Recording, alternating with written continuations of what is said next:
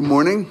It is 11 a.m. Welcome to Mobile Metron, coming to you live from my house on Sunday, January 29th.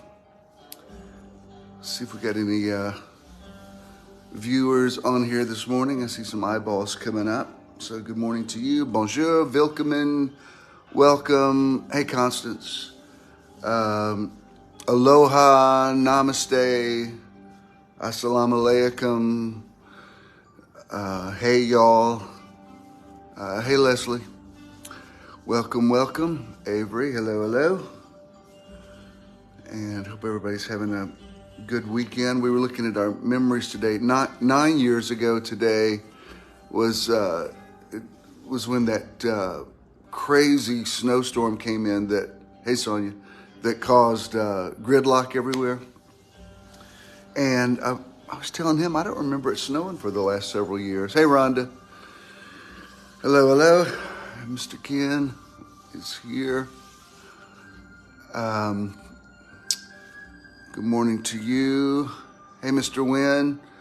Wynn's going to be with us. He's going to be our music guest in March, first Sunday of March. So that's going to be cool. Hey, Greg. Good to see you on here. Hey, Laura. Hello, hello. Yep, we'll be there next Sunday at the Movement. Hey, Consuela. Good to see you on here. Always a pleasure. Heather. Hello, hello. Let me know how your daughter, if she liked Carmine's a lot. It's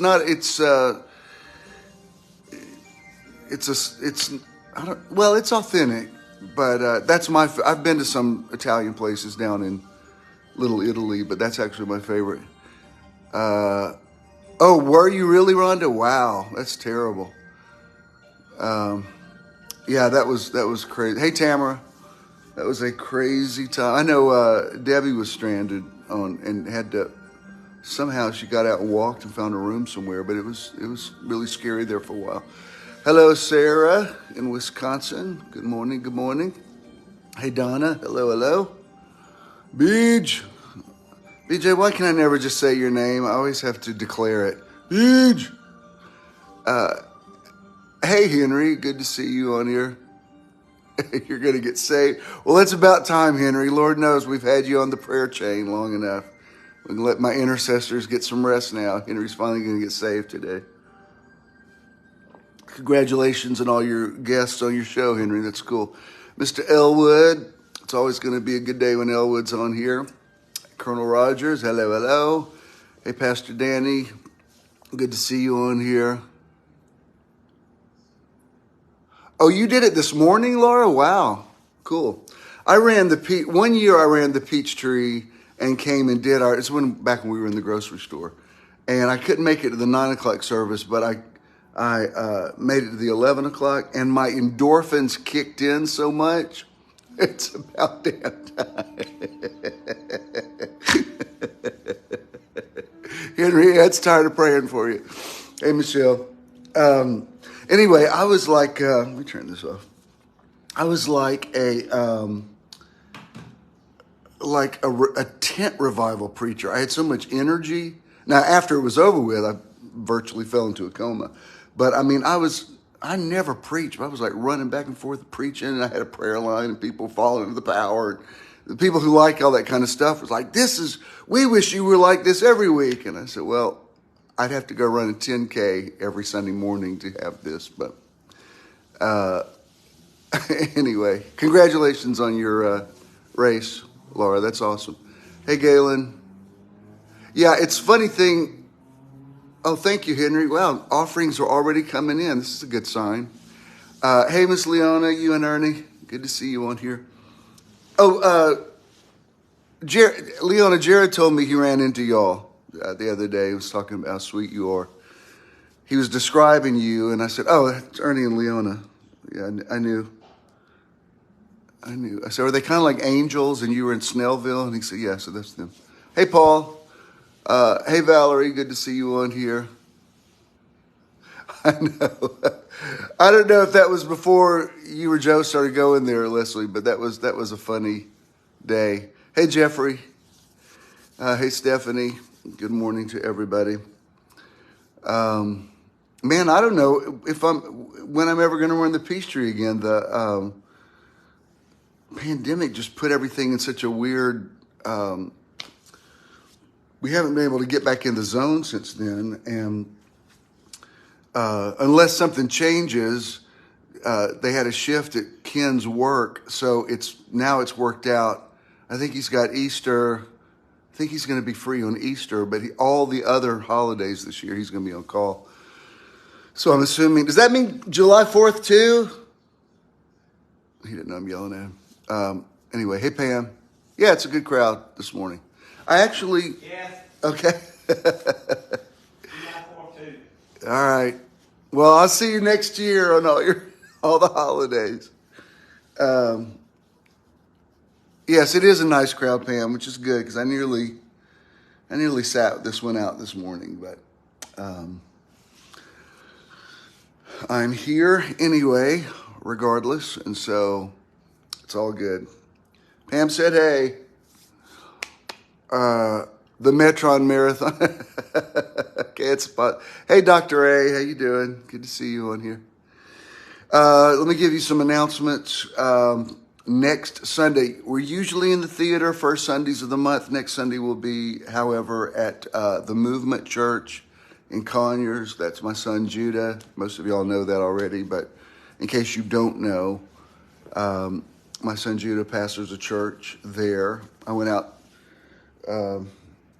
sometime earlier this week and I did a painting for him, a really big painting. I think it's too big, actually. I think I was prophetically painting it for their next building. But anyway, we'll be there. We will not be in the theater next Sunday. We'll be at the Movement. They start at 11 o'clock. It's easy to find. Thank you, Rhonda.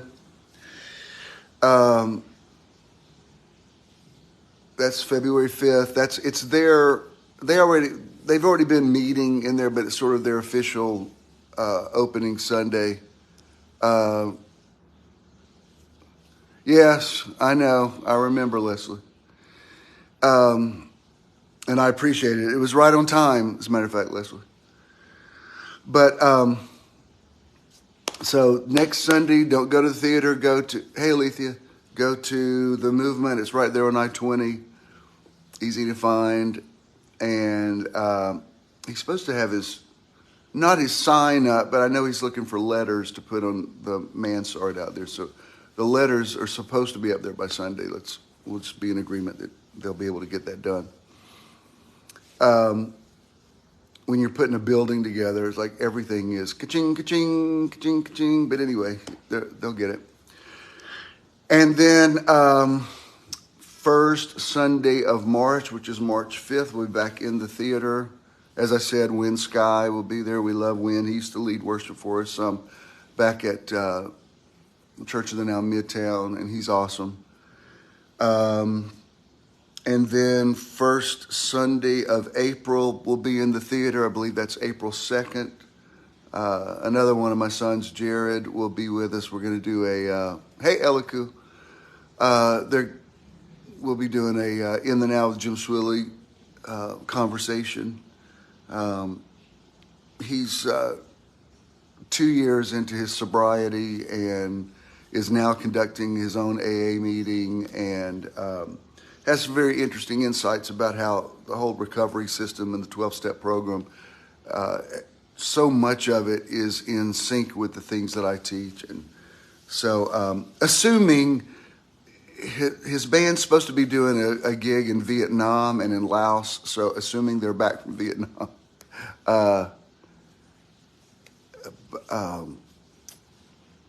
we'll be in the theater April 2nd. And then the following Sunday, the 9th, is Easter. And we're going to go to the park, Dalewood Park, where we met some during the pandemic. And we're going to do Easter in the park. And Johnny Almanza, the cello player. Hey, Will. Yes, indeed, Leslie.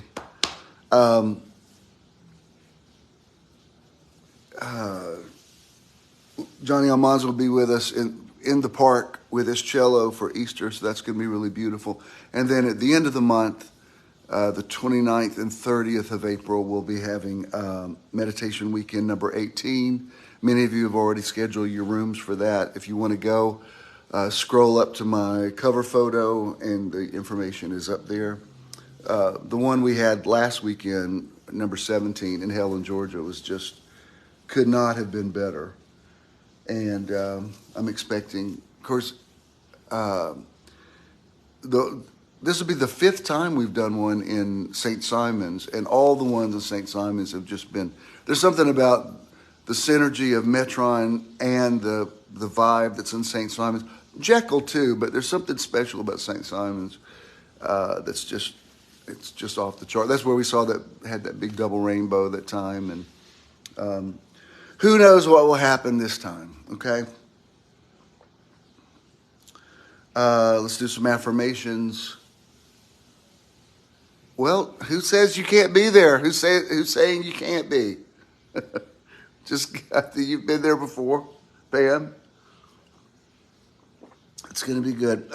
We got to figure out what Ken's going to do, because now that the shift has happened on his schedule with when he's on call, that puts him out of. He won't be available for the meditation weekend. I said, I can't do one of these without you. So we're just going to figure that one out.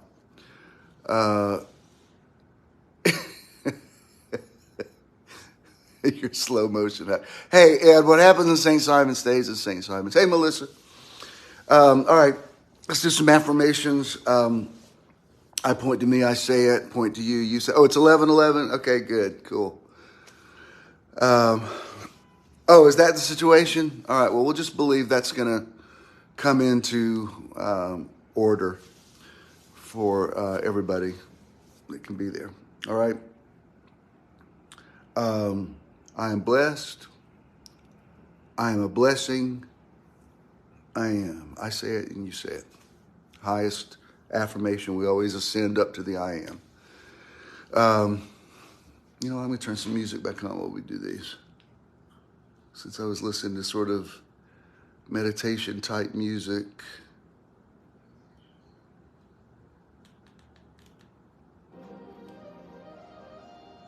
That's cool. The song's called Imaginings. That'll work.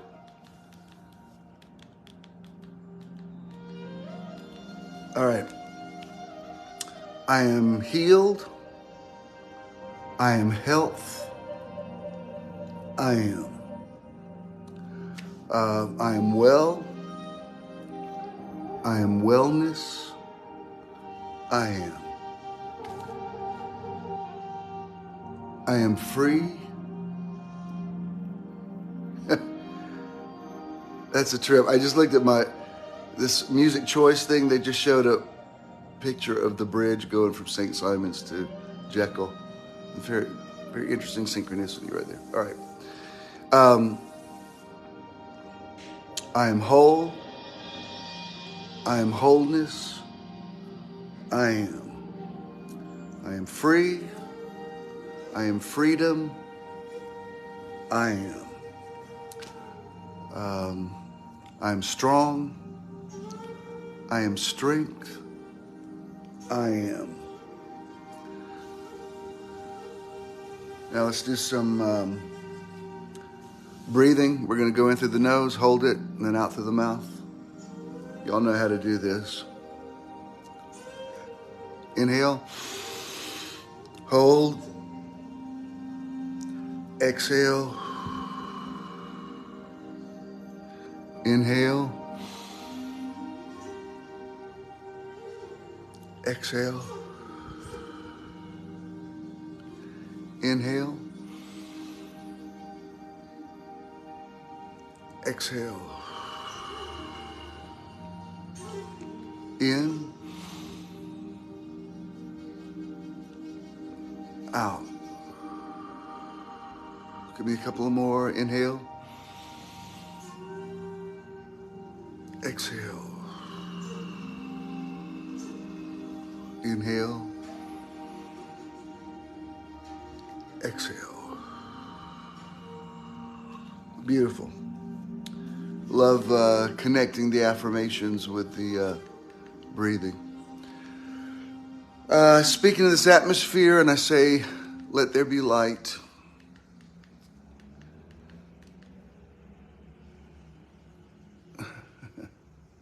There's my hawk circling up there.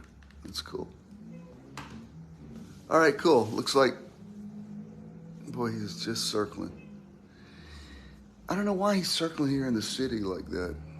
Because I can't believe there would be anything. Anyway, sorry.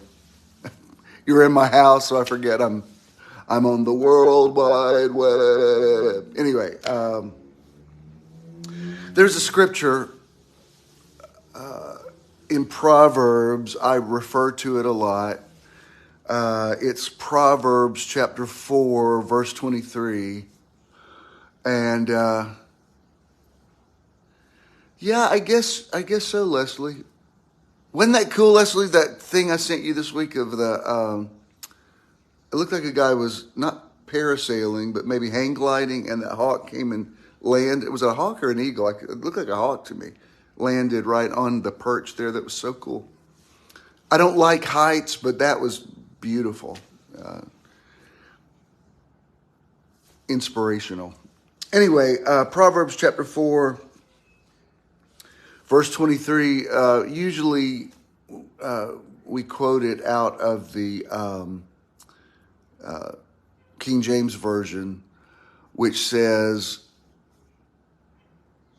oh, yeah, thank you, Leona. I appreciate that. He's doing really good. It's a miracle, frankly, with the journey that he's had. It's really astounding. Anyway, Proverbs 4:23 is it says guard your heart with all diligence, for out of it flow the issues of life. And you know, the word issue in the scripture usually means river. The woman with the issue of blood has to do with a flow. So basically what that Proverbs is saying is live your life from the inside out. Like, be careful what's on the inside, because ultimately the inside will affect the outside. The interior world is the matrix for the exterior world. The flow, life is a flow. Jesus said, John chapter 7, out of your belly will flow rivers of living water. So there's a lot of scriptures along that line. Even the word, Melissa, I think you're on here. I think you had posted something years ago, I remember, about the word affluent has to do with the word flow. It's affluent. I'm very fascinated with the meaning of words. So Proverbs 4:23 is definitely one of my go-to verses that I refer to a lot. But I believe very much in living from the inside out.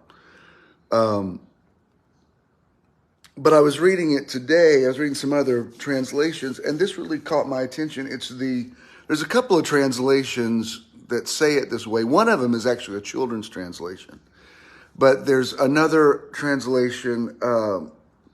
Translations fascinate me because the people who translate are linguists who really try to tap into the meaning of the word. They don't just interpret the word like black and white. They consider everything. They consider context, the audience that was being addressed, who was writing it, if there's any disputes about authorship. One thing that made the NIV very powerful years ago is that it was, when they first put it out, the New International Version, they put together this huge congress of Bible translators who all sort of contended and decided which word meant what. So their whole idea was safety in numbers. But really, King James did that in 1603. He put together, a bunch of British linguists who came up with the King James Version. King James Version is not, when people say it's the authorized version, it's only authorized if you lived in England in the 17th century and James was your king. But it is definitely the most widely read, the one that we're most familiar with, which is why when I quote a verse out of another translation, I usually will say in the King James, it says it this way, so that you'll know what I'm talking about. But there's one called the New Century Version, the NCV, and there's several websites, Bible Gateway, Bible Hub. I was on a different one this morning. I forget which one it was, but there's a lot of, one of my favorites is studybible.info, because they've got some more obscure ones. And, oh, really? Wow. Confirmation for you, Donnie. That's cool. Yeah, it's funny. There's a lot of confirmation this morning, and I don't really feel all that confirmation friendly, but I guess I'm going to have to get with the program, but that's awesome. Anyway, there's a lot of Bible websites that you can look at a verse in a lot of different translations, which is really cool, especially if you're wanting to understand the essence of something. I've explained this to you before, how there's technically a difference between a paraphrase and a translation. Like if you read the Amplified Bible, you'll see there's some things in parentheses and some things in brackets, and technically the parentheses is a direct translation, the brackets are a paraphrase, which really, when I was doing Gospels in the Now, I talked to a man who worked with, I think he worked with Tyndale, but this guy he was a missionary that went into countries where they didn't even have written alphabets and helped translate the Bible for them. So I asked him, we talked, I'd given into his ministry, and I said, let me ask you, I said, am I just asking for trouble to try to do a Bible paraphrase? I mean, I know the Bible, but I don't have degrees in, I mean, I've got a ministerial degree, but, I'm not technically a linguist, somebody who has studied that. And he said, well, truth be told, every translation is technically a paraphrase, because even when you're translating a word, you still have to decide which, it's like one word has 50 synonyms, so anyway, so that kind of gave me the green light to do Gospels in the Now, and I'm proud of it. One day I may finish the New Testament, but the Gospels are definitely available at jimswilleybooks.com and on amazon.com. Anyway, so this caught my eye today. Proverbs 4:23, guard your heart with all diligence, for out of it are the issues of life, or the flow of life. But in the New Century Version, it says it this way. It says, be careful what you think, because your thoughts run your life. Be careful what you think, because your thoughts run your life. Interesting how sometimes a verse of scripture will use heart and mind interchangeably, like in the King James where he says, where your treasure is, your heart will be also, Matthew chapter 6. In the Caboris manuscript, it says, where your treasure is, your thoughts will be. So that's a whole other conversation to have about thoughts and where do thoughts come from. And, if you've ever studied quantum physics and the observer effect, who is actually doing the thinking. It's not technically your brain that is thinking. The thoughts come from somewhere else. The brain processes the thoughts, but thoughts begin somewhere else. And it's interesting when you read some of these ancient scriptures where these people didn't have the technology or the understanding of science that we have now. They really confirm a lot of things. Like one thing that's interesting about the Aramaic is the people who wrote the scriptures in the language that Jesus spoke seem to have an awareness of the idea of the subconscious, which technically we always, we've thought that we didn't even know we had a subconscious until Freud came along. But then we go back and look under the umbrella of modern psychiatry. We look at some of these scriptures in some of these older languages Aramaic's one of the, if not the oldest language. It's older than Hebrew. And the way the scriptures were interpreted, they seem to have an understanding of the subconscious, which is really what I'm talking about. Your heart is really I'm not talking about the muscle that, pumps blood through your body, but it's, the heart is your center. It's your spirit. It's the hard drive. It's what determines what's happening in your life. So I've taught on thoughts for years. There's always Romans 12, be not conformed, verse 1 and 2, be not conformed to this world, but be transformed by the renewing of your mind, that you may prove what is that good and acceptable, perfect will of God. Or Paul writing to the Galatians and saying, be renewed in the spirit of your mind. Or the prophet saying, he will keep you in perfect peace whose mind is stayed on you. A lot about mind, the renewing of the mind, transformation of the mind. Even 3 John 2, I pray above all things that you prosper and be in health as your soul prospers. And back in the Word of Faith days, we used to really talk about there's a difference between the soul and the spirit, that the soul is your mind, will, and emotions. And there is scriptural backup to say that there is possibly a division between soul and spirit. Like Hebrews 4:12 is, for the word of God is quick and powerful and sharper than any two-edged sword, piercing even to the dividing asunder of soul and spirit and of the joints and marrow, and is a discerner of the thoughts and intents of the heart. So there's a lot of, you can't get too technical about spiritual realities.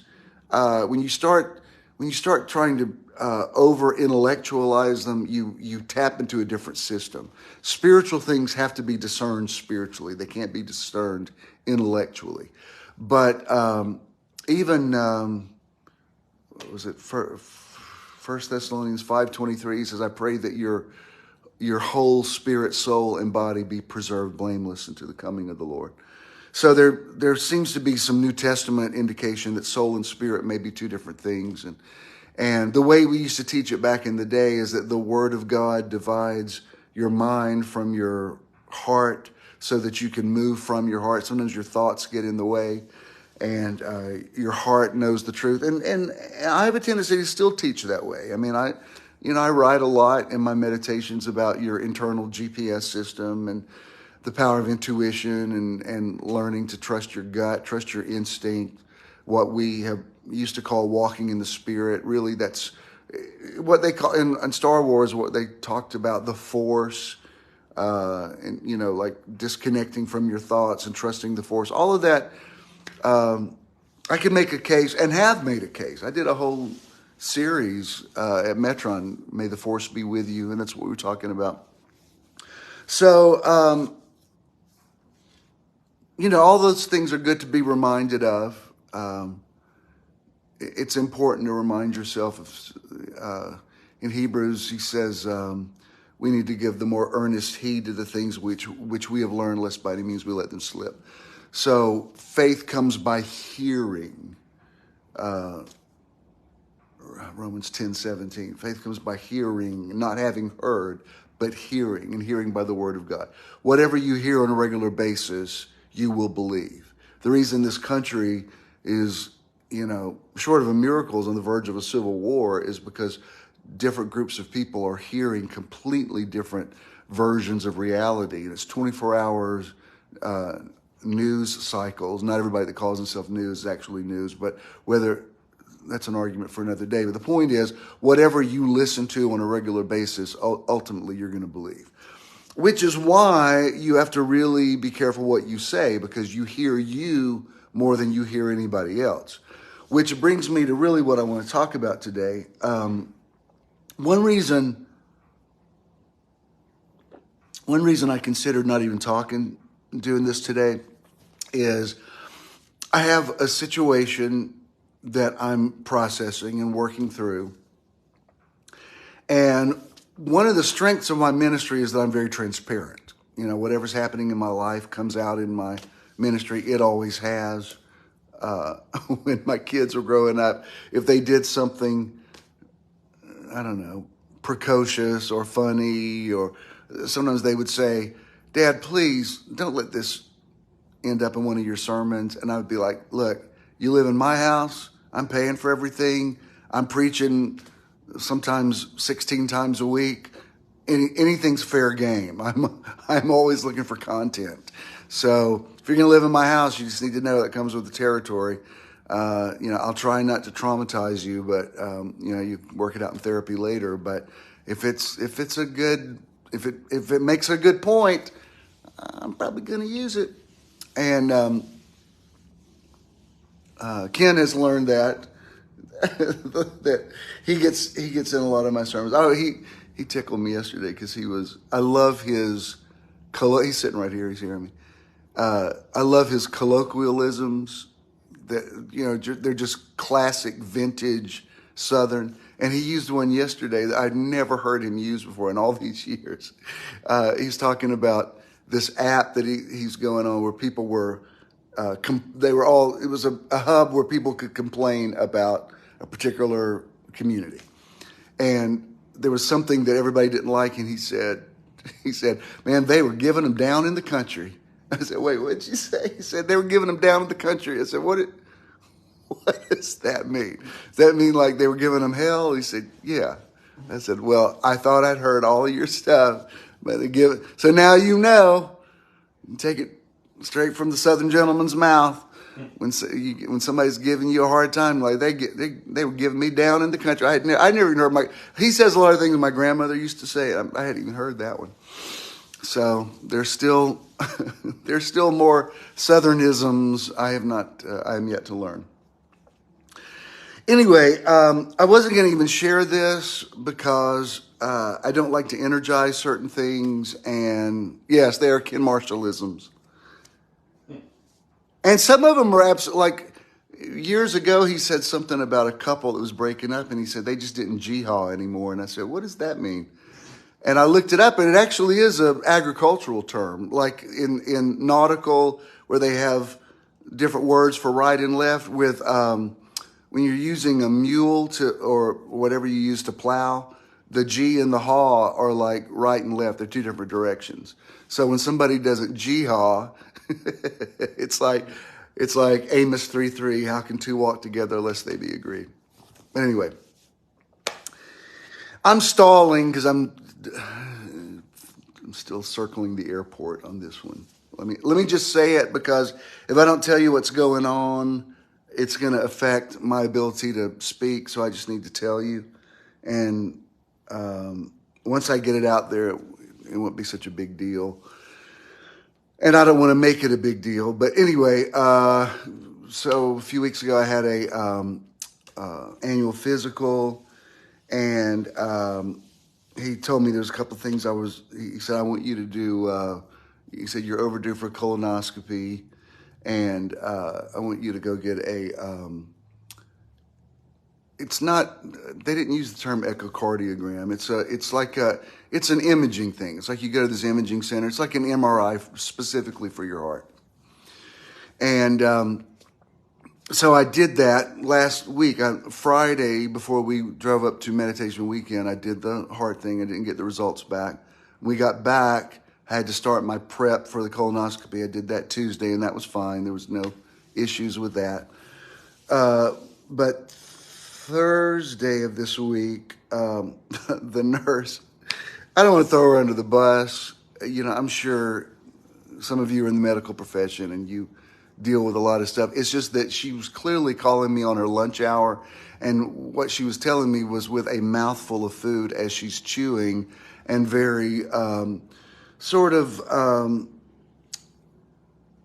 in a cavalier way says, "Here's the results from your heart scan or whatever it is. You have a thoracic aneurysm." And I was like, "What? Excuse me?" And so she slows down, swallows a little bit of food, because she's like, "You have a thoracic aneurysm." I'm like, "Excuse me, could you Could you repeat that, please?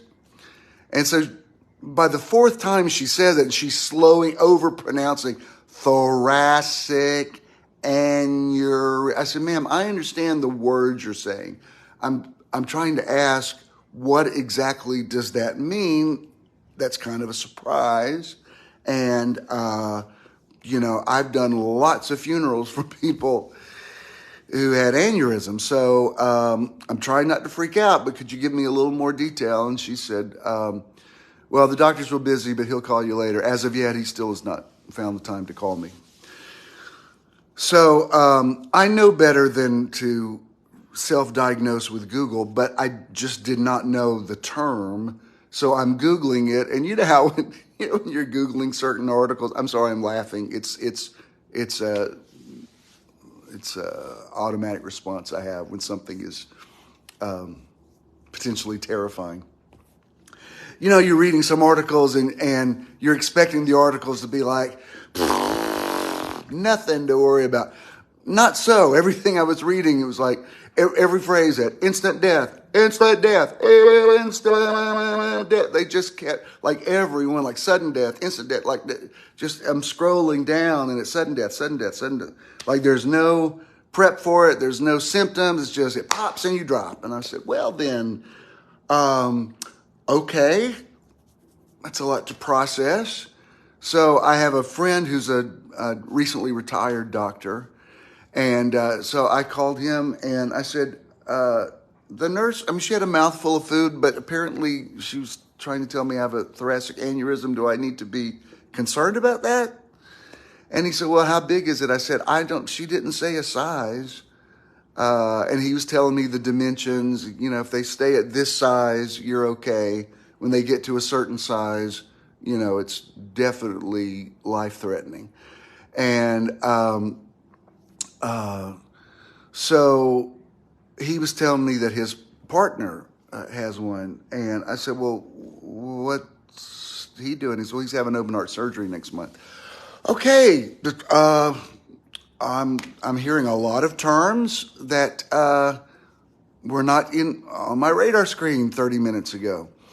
So he said, you need to go actually see a cardiologist. And yesterday he sent me the name and number of a good one, which I will reach out to. I'm still kind of in stunned mode, and and I'm being careful what I say about it. Please understand, I believe everything I've ever said about the words of your mouth. It's just, it was so extreme. Like with a heart attack, you can have that and live. People have heart attacks all the time and live, and they have to alter their lifestyle or whatever. You have a little bit of a warning. You have a little bit of a time to call 911, a little bit of a time to go into CCU. Not with this. It's just like boom, boom, boom. It's like, that's it. It's like, and you're going. And so I called again and I said, well, I need to tell you what the doctor just said. He was staying out there during the week. I said, I'm assuming I'll still be here tomorrow night when you get here, but just in case, I need to tell you, thank you for these last 11 years. They've been awesome. And he was like, don't say that. I said, no, I'm not saying that's going to happen. It's just every article I just read was the word instant was just like in every paragraph. And and then I called, I needed to call him anyway. So I called Howie and I texted him. I said, are you back from your cruise yet? And he said, yeah. I said, so I called him, and it's not like I blurted it right out. We talked about, I said, how was your trip, whatever. And then he said, what's going on with you? And I told him, and he got emotional, and I don't think he's on here this morning, but he said, I speak back everything, every word of life you've ever spoken to me over the years. And it was like, I really, needed that kind of, just positivity like that. And he said, anything could happen to, he said, I'm on these ships all the time. Anything could happen to either of us at any time. And if God forbid it ever does, he said, just say, we've left nothing unsaid. I mean, how much I love you and always have, and vice versa. And so that was really good. And I called Avery and I said, I don't think anything's going to happen, but in case I don't see you again, thank you for all these years and it's not that I'm being negative about it. It's just that this is where I'm going with this, because yesterday in my Facebook memories was a meme that I had posted a couple of years ago. It says, "Don't believe everything you think." And I was like, thank you, 2021 me, for posting that, because 2023 me is having to deal with some thoughts. Proverbs 4:23 is, be careful what you think, because your thoughts run your life. And I really, really needed that word. I really needed that word to say, just because you're thinking it doesn't necessarily mean you believe it. But I did a conference call with my kids. I said, I'm not trying to be a drama queen about this. I just need to tell y'all all this right now. I don't think anything's about to happen this minute, but I need to have a conversation with y'all about several things we've never talked about. Like, we've never talked about what to do. I mean, I've got a life insurance policy for y'all. But I need to update my will, and we need to decide, about burial and stuff like that. My thing is, I've just thought my words are too creative. If I start planning it, it'll happen. And I think in my head, I thought, well, there's no way I could go before Mom. So once she goes, then I'll think about this stuff. And she has convinced me that she's not going anywhere until her dogs die. And those dogs they're like 100 years old and look like they're still going to be here for a while. The black one was supposed to die before Dad died. The black one was dying, and she's still, running around. So I don't know.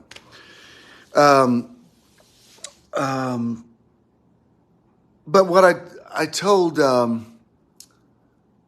Ken, we went out to have lunch with his family yesterday out in Eatonton.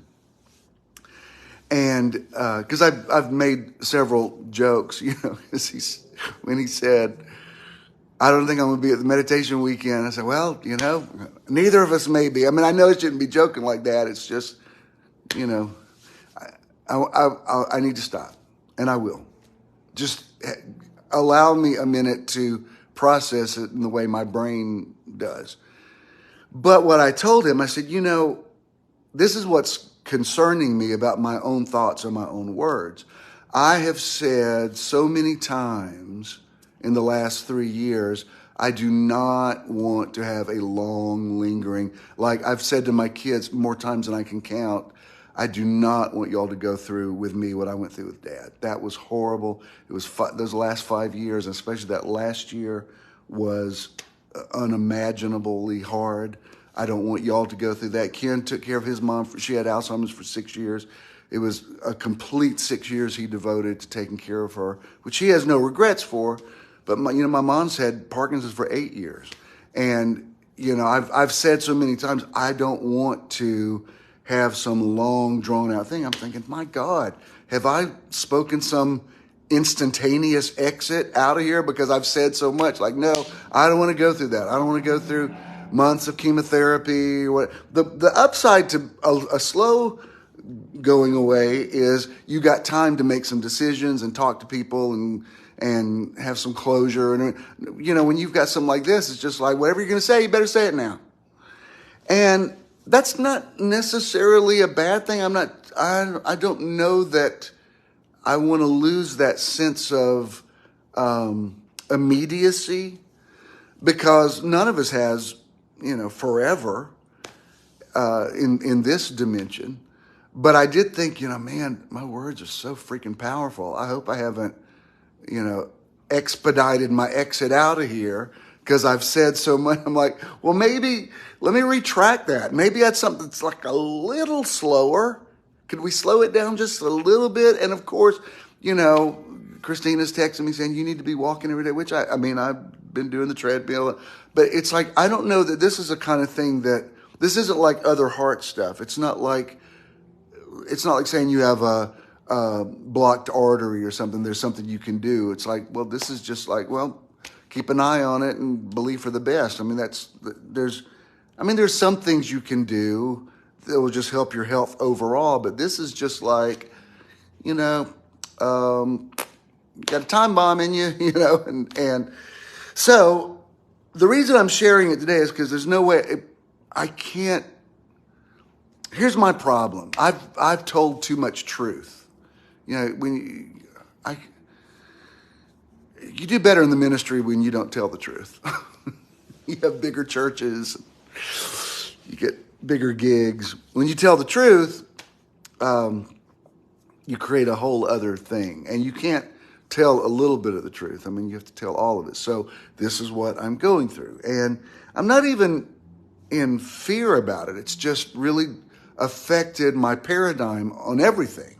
Because everything I see, I think, well, is this the last time I'm going to look at it? I mean, I don't know. And I don't know that that's necessarily a negative thing. I mean, I think maybe, not that I was taking life for granted, but it definitely has taken the appreciation thing up a notch.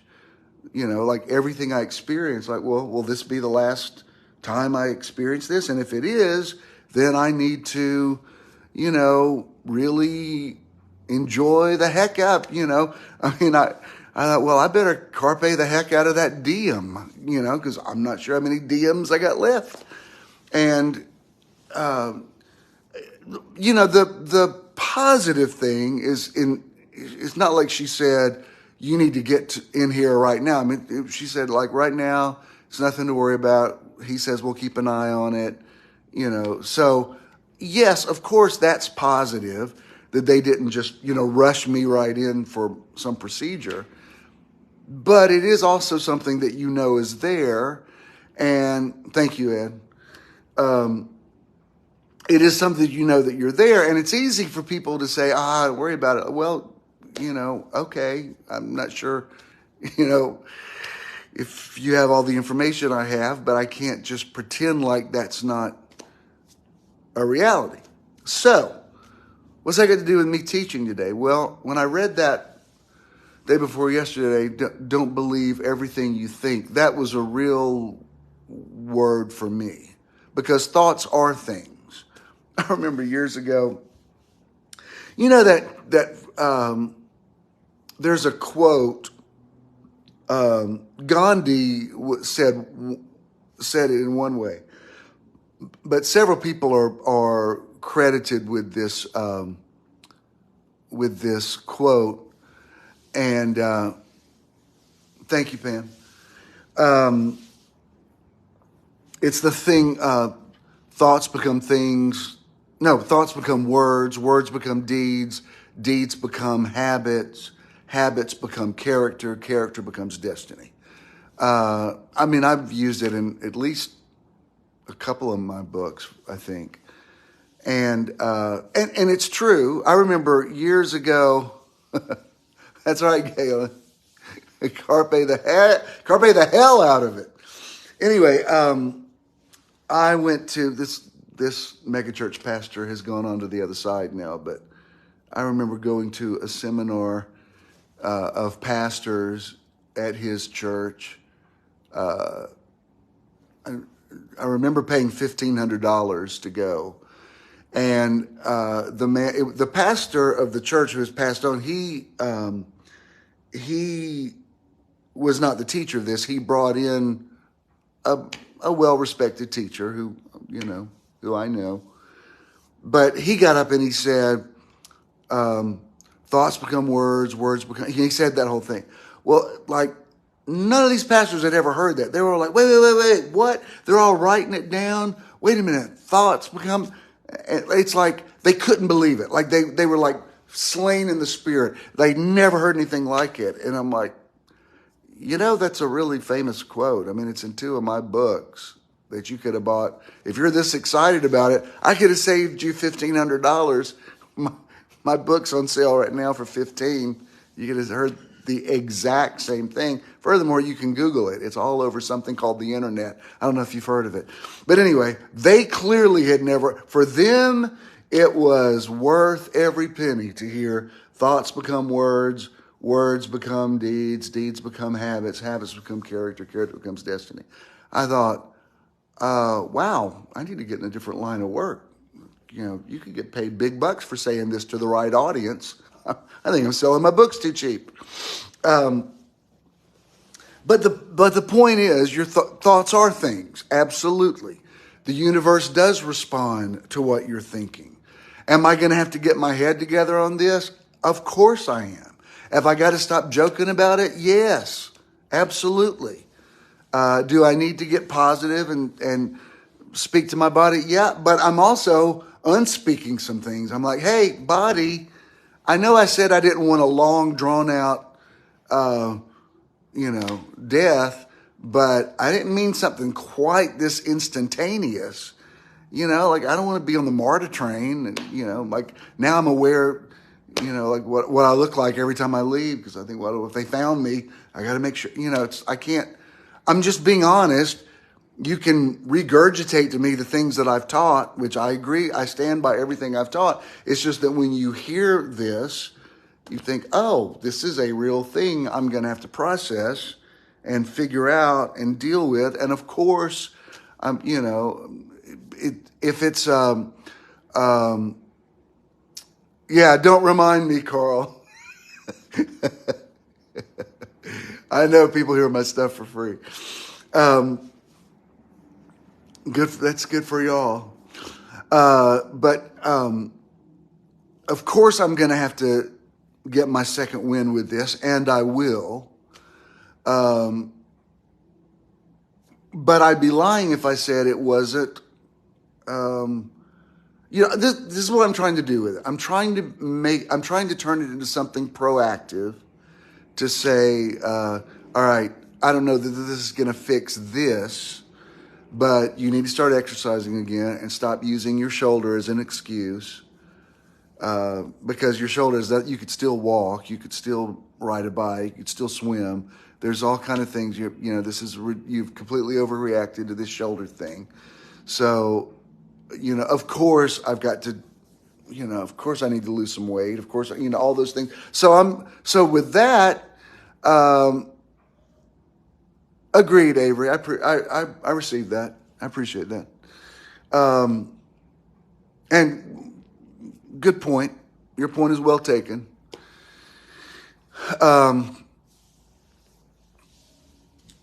So I'm trying to see it as, I'm trying to turn it into something positive. Because in all reality, nobody knows when it's going to be their last day. I've shared this with you before, but something came up the other day that made me think of it. We used to support Safe House Ministry over here on Ellis Street. We gave them money every month. But also sometimes we would come and do like we'd provide dinner for the homeless people there. So some of y'all might have been at this one. We did a thing there, and we had been there all day. I don't remember what we served them, but we provided the food, and our people went out there and served the homeless, and it was a very sweet day. It was a very positive experience. And this is when I was married before. So it was getting towards the end of the day, and people, kind of shutting down. And so Debbie and I were going to leave. So we start walking to our car. It was parked down the street on Ellis. And I always look both ways. And I'm walking out. And just as I did, somebody said, "Bye, Bishop." And so I turned back to say bye. And I swear to you, in the 2 seconds it took to turn back around, a bus came like a bat out of hell. I mean, I'm telling you, this bus was so close to me, it's like my nose virtually grazed it. And it happened so quick, nobody even saw it. I don't even think Debbie saw it. It's like everybody was talking, and I'm just, there's no traffic around. I'm, saying goodbye. And by the time I turned back around, I nearly stepped right into, there's no way I would have survived it. It was a big, huge MARTA bus coming through. And it's like it came out of nowhere and virtually disappeared. And I'm like, oh my God. So she asked me, she said, what's wrong with you? I said, you didn't just see that bus? She says, I wasn't looking. I was talking to somebody. I said, well, I just nearly stepped right into it. And I remember that whole day thinking, God, what would have happened if if just a nanosecond later. And of course, everybody has, if every day you're on the expressway, you're having close calls like that. Like I remember, I've told you this before, but years ago, we took a group, we used to go down to Peru. And we did missionary work down there and worked with Habitat for Humanity and everything. So one year I took a group of people down the Amazon, and we had, there was a guy who was a survivalist. He was like a survivalist teacher. Like some of these guys that sometimes go to Africa for big game hunting, they would come down there to the Amazon, and he would train them how to live in the jungle. And, so he was lecturing us. He's a local Peruvian guy. He did speak some English, but he's kind of a smart aleck, because he told me he was going to put he had put a tarantula on one pastor, and everybody thought it was so funny. I said, Freddie, I'm going to tell you something. If you put a tarantula on me, I'm going to kill you in front of people in my church, and I don't care. I don't care. If I go to prison, that's fine. But you're not going to put a freaking tarantula on me. So we already were just getting kind of like, he said, you never know. It's like, I suggest that you don't. And so later in the conversation, he said, some of y'all, without my instruction, you would never survive 24 hours here in the rainforest. You wouldn't know how to survive. And I said, can I say something? I said, I'm not underestimating your ability to teach us how to eat bark and avoid anacondas. But here's a thought. Let me spend 24 hours in the rainforest, and you come to Atlanta and drive on 285 at 5 o'clock rush hour traffic. I dare say that my survival instincts, yeah, there's a little Decatur in me. There's a lot of Decatur in me. Uh-oh, not my light over. I said, I dare say my chances of survival would probably be better than yours. And this is something, I live in a very different type of jungle that is just as life-threatening, believe it or not. It's just that you have developed skills in your environment to help you deal with it. And I have developed skills in my environment to know how to, you think about every time you get on the road, you're going these incredible speeds, and these other cars are coming the other direction. Like they're like that far away from you, and we do it every day and don't give it a thought. So we're constantly, right at the edge anyway. So here's what, I'm trying not to make this all about me. I'm trying to speak to you today, but hopefully you can learn from my example. Let me say this. I will process this. With long life, he satisfies me and shows me his salvation. I don't rule out the possibility of a miracle. If Jesus cursed a fig tree and it died, I believe I could tell this thing to disappear. And the next time I go back in, they could say, we don't see it anymore. That's totally within the realm of possibility, and I could get my faith around that. I don't think I'm about to drop any minute. But my awareness is heightened that I don't want to leave anybody with a bad conversation. I don't want to say something I regret to somebody, which the era of me saying stuff I wish I had said, I kind of don't, I've sort of mastered that now. I've learned the power of words so much that I never leave anybody negative. like if something comes up in a conversation, what just happened? If something comes up in a conversation that's kind of negative, if we end our session, I'll say, let's end with something positive. I never want to leave, under a cloud. So I believe all of that. I also totally believe that concept of not believing everything you think.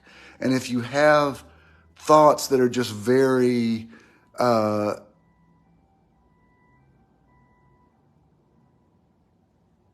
okay, I received that, Miss Roz. Thank you. By the way, you're in my memories today, Facebook memories. I received that. Absolutely. Listen, funny you should mention that, because the first scripture I talked about was the issues of life, the river. I mean, I can't tell you how many times in my memory I've gone back to that river and remember, because there's no doubt that was just a miracle. And mentally, I can go there, and standing on that riverbank is definitely a faith boost for me, because I think, man, if that could happen, anything can happen. So yes, I received that. I believe that. If I'm sounding like I'm using levity about it, I am kind of, because it was just such a shock the way she said it, that, I'd be lying if I said I didn't think, when somebody mentions, y'all going to go to New York this Christmas, and I'm like, well, if I'm still here, yeah. And I know I need to remove the if. Nobody needs to admonish me on that. I know that. So I'm going to stop. Now that I can get it out and stop talking about it and stop joking about it, because the joking thing is just a defense mechanism. And again, it's not even fear as much as it is, oh, I need to get some stuff in order then, if that's in the realm of possibility. And I don't think that's necessarily negative.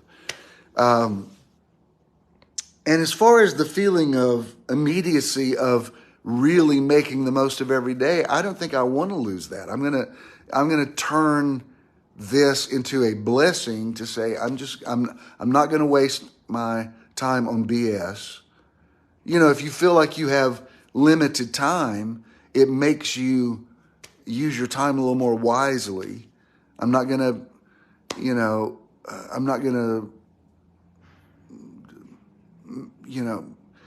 entangle myself with people that just drain you constantly.